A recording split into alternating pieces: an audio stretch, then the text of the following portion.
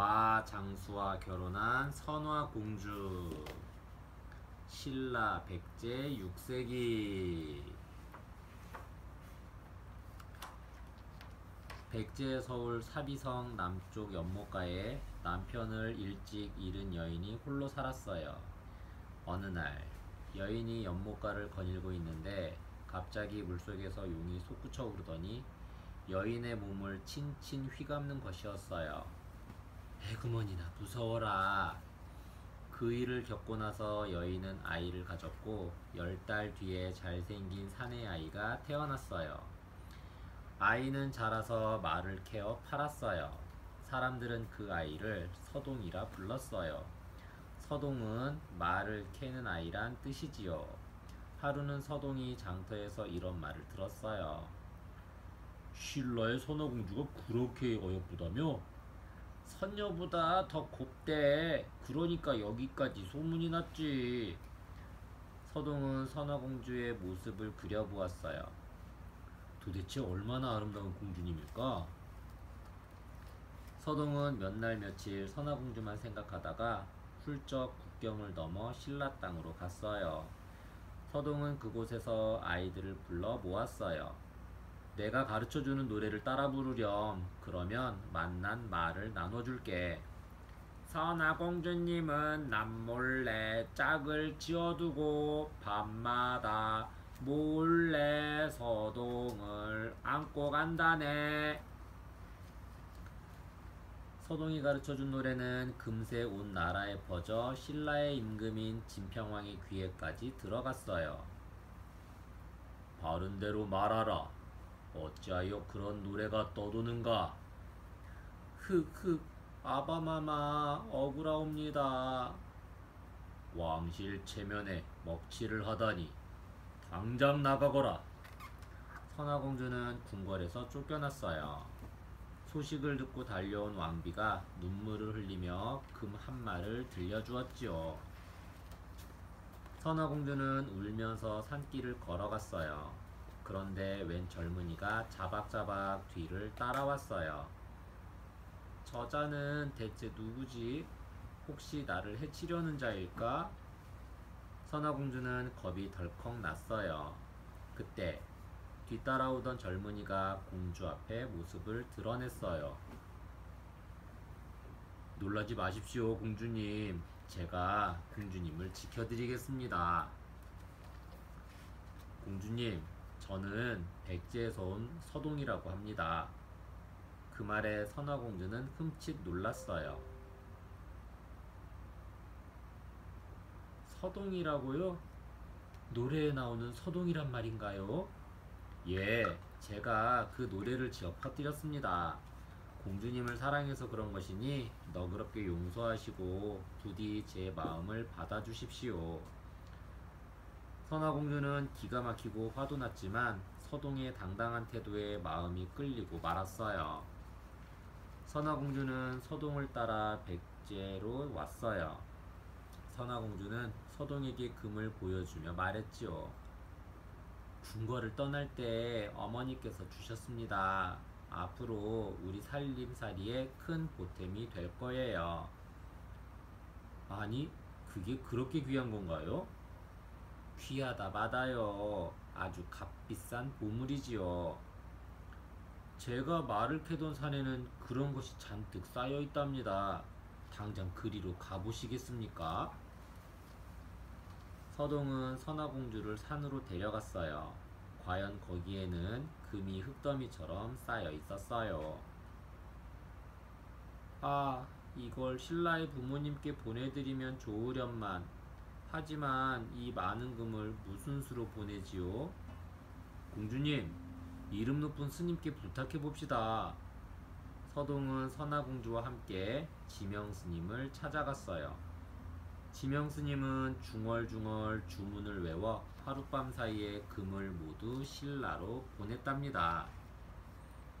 이튿날 아침, 신라의 궁궐은 발칵 뒤집혔어요. 아니, 이게 다 금덩이 아닌가?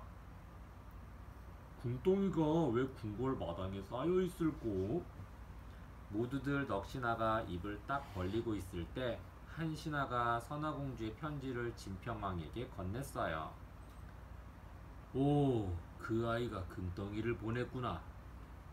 서동과 혼례도 올렸다니 그저 기특할 따름이로다. 서동과 선화공주는 가지고 있던 금덩이로 가난한 사람들에게 아낌없이 베풀었어요. 그 일로 서동은 크게 인심을 얻었지요. 얼마 뒤 백제의 왕이 갑자기 세상을 떠나자 서동이 임금자리에 올라 제30대 무왕이 되었어요. 하루는 무왕이 왕비가 된 선화공주와 용화산 및 연못가를 지나는데 연못에서 미륵보살이 솟아올랐어요. 미륵보살, 불교에서 석가모니 뒤를 이어 이 세상에 온다는 보살, 부처가 되어 많은 사람을 구한다고 함. 수레를 멈추어라. 무왕과 왕비는 서둘러 수레에서 내려 미륵보살에게 공손히 절을 올렸어요. 그러고 나서 왕비가 무왕에게 소원을 말했어요. 저를 위해 이곳에 큰 절을 지어주세요. 알겠소. 내 꼭 그렇게 하리다.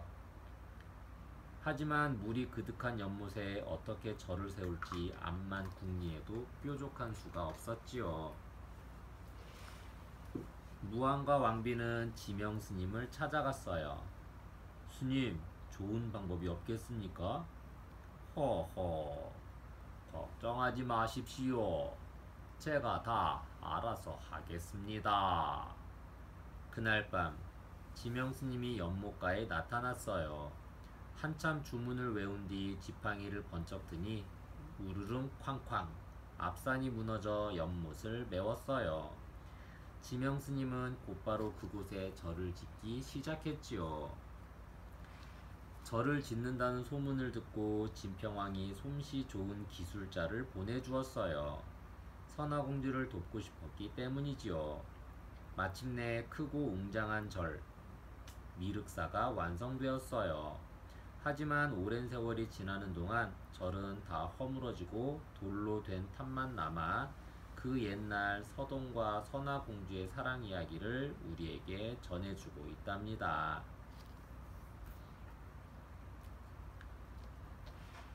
마장수와 결혼한 선화공주, 선화공주와 마장수. 삼국유사에 따르면 백제 제30대 무왕은 용의 정기를 받고 태어났다고 해요. 무왕은 어릴 때 말을 캐서 팔아 서동이라고 불렸어요. 청년이 된 서동은 신라 진평왕의 딸인 선화공주가 아름답다는 소문을 들었어요. 서동은 신라로 건너가 아이들에게 말을 나눠주면서 선화공주의 짝은 서동이다라는 뜻의 노래를 부르게 했어요. 그 노래가 바로 서동요예요. 서동요가 궁궐까지 들려오자 진평왕은 선화공주를 내칠 수밖에 없었어요. 선화공주가 궁궐에서 쫓겨나자 서동이 뒤따라와 모든 것을 털어놓았어요. 선화공주는 그가 괘씸했지만 한편으론 당당한 모습에 반했어요. 그래서 서동과 함께 백제로 가서 혼인했지요. 선화공주는 서동이 말을 캐던 산에 쌓여있는 금을 보았어요. 선화공주는 용화산 사자사 지명스님의 도움으로 금을 신라에 보냈고 그 일을 계기로 진평왕은 서동을 비범한 인물로 보게 되었어요. 서동이 왕이 되고 나서 왕비와 함께 사자사러 가던 중 용화산 밑 연못에서 미륵보살을 만났어요. 왕비가 그곳에 절을 세우고 싶어 하자 지명스님이 도술로서 연못을 메우고 큰 절을 지었어요. 그 절이 바로 미륵사랍니다. 무왕은 어떤 왕이었나요? 무왕은 백제의 마지막 임금인 의자왕의 아버지예요. 무왕은 군사를 일으켜 신라를 공격하는 한편 수나라에는 조공을 바쳐 고구려를 견제했어요. 사비궁을 고쳐짓고 왕흥사란 절을 세웠으며 인공 연못인 궁남지도 만들었지요. 왕권 강화와 백제 중흥을 위해 여러모로 애쓴 왕이에요. 서동은 정말 용의 자식일까요? 서동의 본래 이름은 장으로 백제 제27대 위덕왕의 아들이라고 해요. 정식 왕비에게서 난 아들은 아니었는데 권력 다툼을 피해 어머니와 함께 산골에 숨어 살았어요. 제29대 왕인 법왕이 반대파에게 죽임을 당하자 위덕왕의 아들인 서동이 왕위에 올랐지요. 서동이 캐던 마는 어떤 식물인가요? 마는 삼국시대부터 백성들이 좋아하던 먹을거리예요. 요즘은 건강식품으로 알려져 있지요. 마는 여름에 자주새 꽃이 피는데 보통 그 뿌리를 먹어요. 녹말이 많이 들어있는 뿌리는 쪄먹거나 그냥 먹기도 해요. 예전에 마는 배고픔을 달래주는 음식 역할을 톡톡히 했지요. 행운 만들기. 선화공주는 신라의 공주로 백제의 왕비가 되어요. 그런데 한 나라의 공주가 다른 나라에 시집을 갔다면 자세한 기록이 남아 있어야 하는데 오직 삼국유사에만 쓰여 있어요. 이 이야기도 미륵사가 세워진 까닭에 중점을 두고 공주의 이야기를 쓴 것으로 보여요. 신비한 출생이 지닌 의미는 이야기 속에서 서동의 어머니는 남편 없이 용과 결합하여 아이를 낳아요. 이처럼 인간과 인간이 아닌 신비로운 존재가 결혼하는 것을 이물교혼이라고 해요. 이물교혼으로 영웅이나 위대한 인물이 태어나고 그 인물은 역사에 뚜렷한 발자취를 남기게 되지요. 실제로 무왕은 백제 부흥을 위해 힘쓴 왕으로 기록되지요. 서동은 어떻게 왕이 되었을까요? 서동은 말을 파는 장수로 별다른 능력이 없었어요. 그러던 그가 선화공주를 아내로 얻지요. 그 결혼은 단순히 미인 아내를 얻은 것에 그치지 않아요. 선화공주는 돌과 금을 구별하는 지혜를 지녔어요. 금을 신라로 보내 아버지가 남편을 인정하게 만들고 금으로 가난한 백성을 도와 남편이 인심을 얻게 만들었어요. 금을 가려낼 줄 아는 선화공주의 지혜는 서동이 왕이 되는데 큰 역할을 했을 거예요. 지도와 함께하는 유적지 여행. 미륵사. 전라북도 익산시 용화산 남쪽에 백제 최대의 절이었던 미륵사가 있었어요. 백제뿐만 아니라 우리나라에서 가장 큰 절이 아니었을까 추측하지요. 601년 무왕 2년에 창건되었다고 하는데 무왕과 선화공주 이야기가 얽혀 있는 절로 유명해요. 지금은 절터만 남아있는데 거기에 미륵사지 석탑과 미륵사지 단간 지주가 있어요. 미륵사지 석탑. 무왕 말기에 세워졌다고 하는 미륵사지 석탑은 우리나라에서 가장 크고 오래된 석탑이에요. 목탑 양식을 본떠 만들었는데 높이는 15m 정도 되어요. 각 부분이 작은 석재로 구성되어 있지요. 일제강점기 때 무너질 염려가 있다고 콘크리트를 발라놓아 훼손이 심해요. 손질을 해서 본디 모습을 되찾는 공사가 진행되고 있어요. 562년 신라 대가야 정복. 586년 고구려 장안성으로 도읍 옮김. 590년 고구려 제26대 영양왕 왕위 오름. 600년 백제 제30대 무왕 왕위 오름. 612년 고구려 을지문덕 살수 대첩. 641년 백제 제31대 의자왕 왕위 오름. 645년 고구려 안시성 싸움 승리.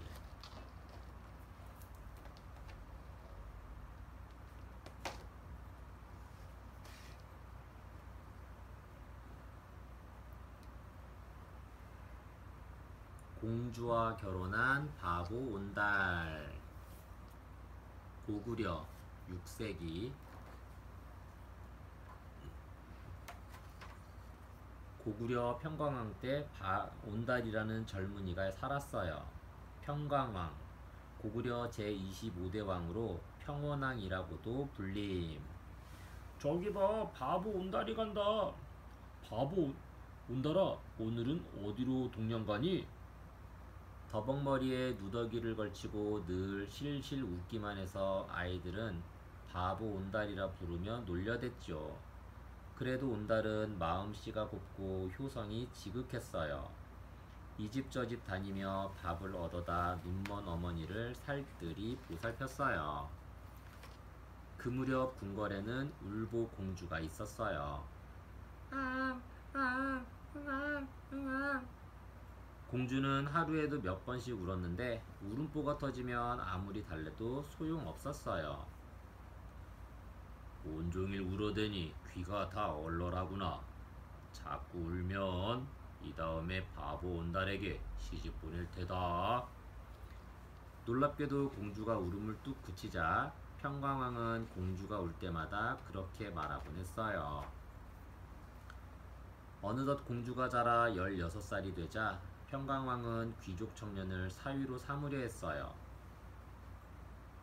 어릴 적에는 늘 온달에게 시집 보낸다고 하시더니 이제 와서 다른 사람과 혼인시키려 하십니까? 그거야 널 달래려고 해본 소리지. 임금님께서 스스로 한 말씀을 지키지 않는다면 어떤 백성이 믿고 따르려 하겠나이까. 전 아바마마 말씀대로 온달의 아내가 되겠습니다.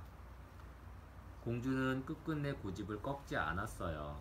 평강왕은 불같이 화가 나서 공주를 내쫓아버렸어요. 공주는 금팔찌 몇 개만 싸들고 온달의 집을 찾아 나섰지요.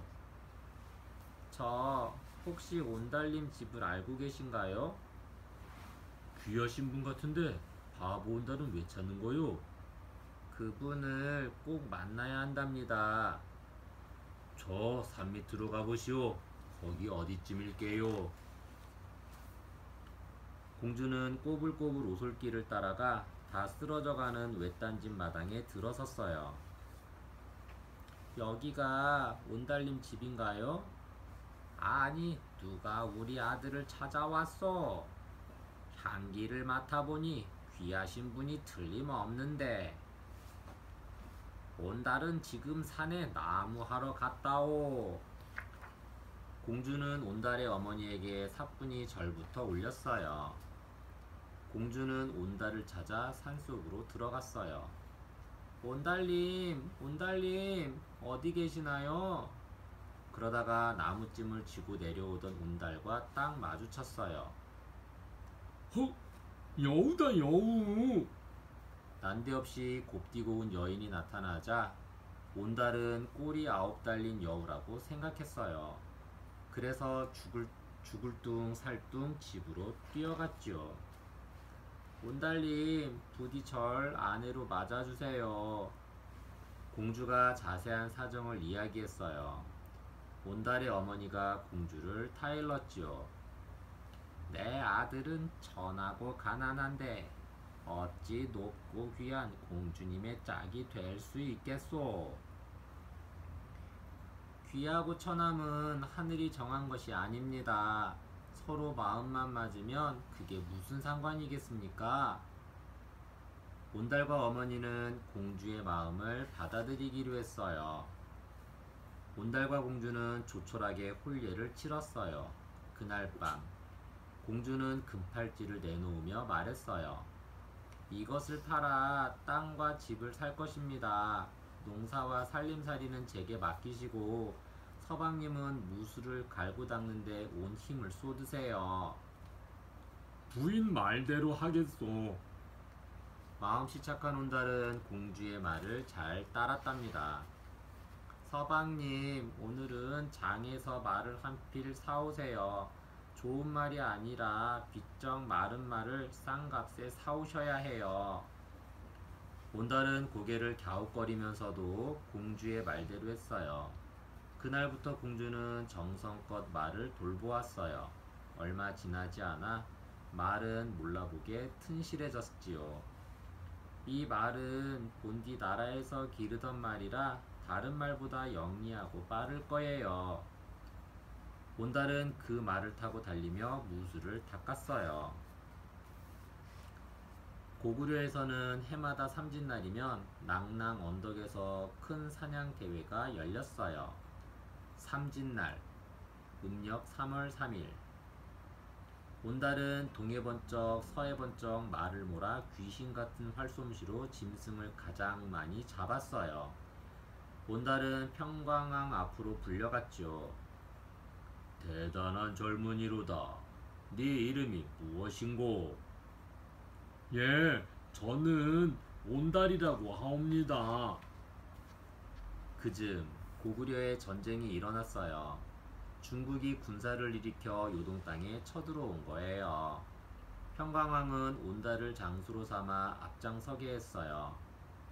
남의 나라에 함부로 쳐들어오다니 용서할 수 없다. 온달의 활약으로 고구려군은 큰 승리를 거두었어요. 참으로 장하다. 온달은 진정 내 사위로고. 평강왕은 그제야 온달을 사위로 인정하고 높은 벼슬을 내렸어요. 평강왕에 이어 영양왕이 왕이 되었어요. 하루는 온달이 왕 앞에 나아가 말했어요. 신라에 빼앗긴 한강 북쪽 땅을 되찾아오겠습니다. 온달 장군이라면 반드시 해낼 것이오. 영양왕은 기뻐하면서 군사를 내주었지요. 온달은 싸움터에 나가기 전에 공주에게 다짐했어요. 이기기 전에는 결코 돌아오지 않겠소. 반드시 큰 공을 세워 부인의 은혜에 보답하리다. 공격하라! 절대로 물러서지 마라! 맨 앞에서 군사를 이끌던 온달은 신라군이 쏜 화살에 맞아 숨을 거두고 말았어요. 그런데 이게 어찌된 일일까요? 관이 땅에 쩍 들러붙어 꿈쩍도 않는 거예요. 급히 달려온 공주가 슬피 울며 관을 쓰다듬었어요. 죽고 사는 것이 이미 정해졌으니 그만 돌아가시지요. 그러자 신기하게도 관이 움직여 장사를 지낼 수 있었답니다. 공주와 결혼한 바보 온달. 평강공주와 결혼한 바보 온달. 삼국사기에 따르면 온달은 눈먼 어머니를 봉양하기 위해 누더기를 걸치고 동량을 다녔대요. 그래서 바보 온달이라고 놀림을 받았어요. 평강왕의 딸 평강공주는 지독한 울보였어요. 평강왕은 울보공주를 달래려고 자꾸 울면 나중에 바보 온달에게 시집 보낸다고 말하곤 했지요.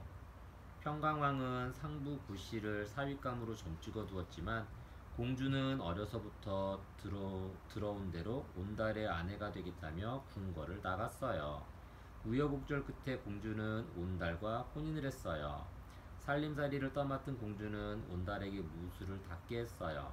비쩍 마른 말을 사다가 잘 돌보아 훌륭한 말로 만들기도 했지요.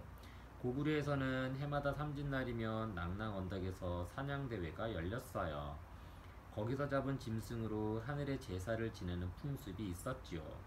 온달은 사냥대회에 나가 뛰어난 성적을 거두어 평강왕에게 존재를 알리게 되었어요. 그 뒤 온달은 전쟁터에서 공을 세워 대영이란 높은 벼슬을 받았지요. 영양왕 때 온달은 빼앗긴 땅을 찾으려고 신라군과 전쟁을 벌였어요. 하지만 아단성 밑에서 적군의 화살에 맞아 목숨을 잃고 말지요. 관이 땅에 들러붙어 장사를 못 지내고 있는데 공주가 달려와 관을 쓰다듬으며 달래자 비로소 관이 움직였다고 해요. 온달은 정말 바보였나요? 평강왕이 나라를 다스리던 때는 고구려 말기예요. 고구려는 중국의 진, 북제, 북주 등과 외교 관계를 맺어왔지만 통일왕조인 수나라가 들어서면서 상황이 달라졌어요. 수나라는 고구려와 친한 진나라를 멸망시키고 고구려까지 위협했어요. 고구려는 나라를 지킬 새로운 인물이 필요했지요. 이야기에서는 온달이 바보로 나오는데 실제로는 지방 세력 가운데 하나일 거라고 생각되어요. 고구려 조정이 지방 세력의 군사력을 끌어들여 수나라를 막으려 했던 거지요. 온달은 여러 지방 세력 중에서도 뛰어난 능력을 발휘했던 인물로 보여요. 평강공주가 진짜 이름인가요? 평강공주는 평강왕의 공주라는 뜻이지 실제 이름은 아니에요. 낭랑공주가 낭랑이란 나라의 공주인 것과 비슷하지요. 평강왕의 가계도를 보면 딸이 하나로 나와요. 즉 외동딸이지요. 그렇게 귀한 공주가 평민 온달과 결혼하는 것은 당시 사회로서는 불가능한 일이었어요.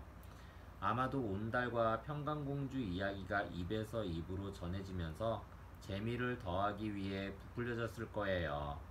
어쨌든 평강공주는 용기 있고 똑똑한 여인이에요.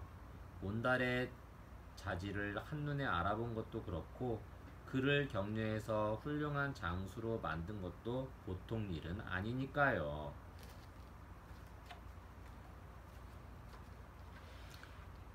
공동의 승리. 어리석은 남편과 똑똑한 아내를 한자로 우부현처라고 해요. 우부현처에게 일어난 일을 다룬 이야기가 많이 전하는데 온달과 평강공주 이야기가 대표적이에요.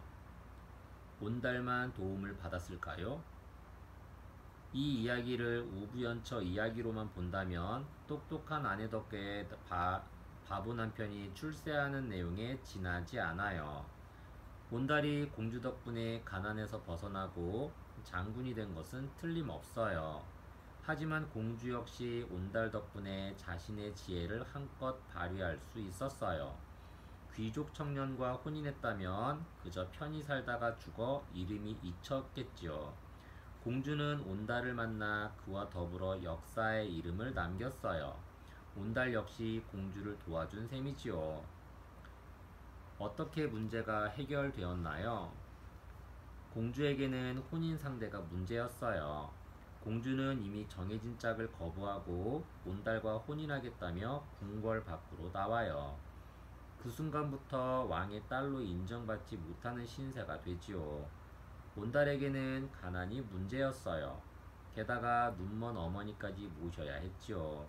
그런데 양쪽 문제가 둘의 혼인으로 단번에 해결되었어요. 공주는 안정된 거처를 찾았고 온달은 가난에서 벗어나 기량을 마음껏 펼치게 되었으니까요. 승리의 으뜸원인은 무엇일까요? 사냥 대회에서의 뛰어난 활약을 보고도 평강왕은 온달을 사위로 인정하지 않아요. 내심 놀라기는 했겠지요. 나중에 전쟁에서 큰 공을 세우자 그제야 온달을 사위로 인정해요. 또 내쳤던 평강공주를 다시 딸로 인정하고 받아들이지요. 온달은 가난뱅이에서 장군이 되고 공주는 예전의 신분을 되찾았어요. 어느 한쪽이 아니라 양쪽 다 승리한 셈인데 그 승리는 공주의 안목과 지혜가 불러왔어요. 비록 천한 신분이지만 온달의 가능성을 알아보고 그를 장수로 만들기 위해 지혜롭게 행동했으니까요. 지도와 함께하는 유적지 여행. 온달이 전사한 아단성은 어디인가요? 아차산성이 아단성이다. 온달산성이 아단성이다 하는 두 가지 의견이 있어요. 둘 다 삼국의 대결에서 매우 중요한 곳이긴 하지만 아단성이 어디인지는 확실치 않아요. 다만 아단성과 이름이 비슷한 아차산성은 온달이 전사한 곳이고 고구려 산성의 형식을 그대로 따른 온달산성은 온달 관련 유적이라고 추측할 뿐이지요. 아차산성. 삼국시대에 쌓은 아차산성은 서울시 광진구 아차산에 있어요. 본디 아단성이었는데 조선 태조가 단을 차로 바꾸었다고 해요. 1997년에 고구려풍의 토기와 철제 무기류 등이 나와서 고구려와 관계가 깊은 곳이라고 짐작하지요. 산성 안에는 온달의 이야기가 전해 내려오는 온달샘이 있어요. 온달산성. 온달산성은 충청북도 단양군에 있어요. 삼국시대의 산성으로 성벽, 우물, 배수구 등이 남아있어요. 산석 서부 쪽은 남한강에 면한 천연 절벽이고 동쪽과 남쪽은 돌을 5m 내외로 쌓아 올렸어요. 백제와 고구려 신라가 한강 유역을 차지하려고 치열하게 전투를 벌였던 곳이라 삼국의 유물이 골고루 발견되어요. 559년 고구려 제25대 평강왕 왕위에 오름. 590년 고구려 제26대 영양왕 왕위에 오름. 590년 온달 전사. 612년 고구려 을지문덕 살수 대첩. 660년 백제 멸망. 668년 고구려 멸망. 679년 신라 삼국 통일.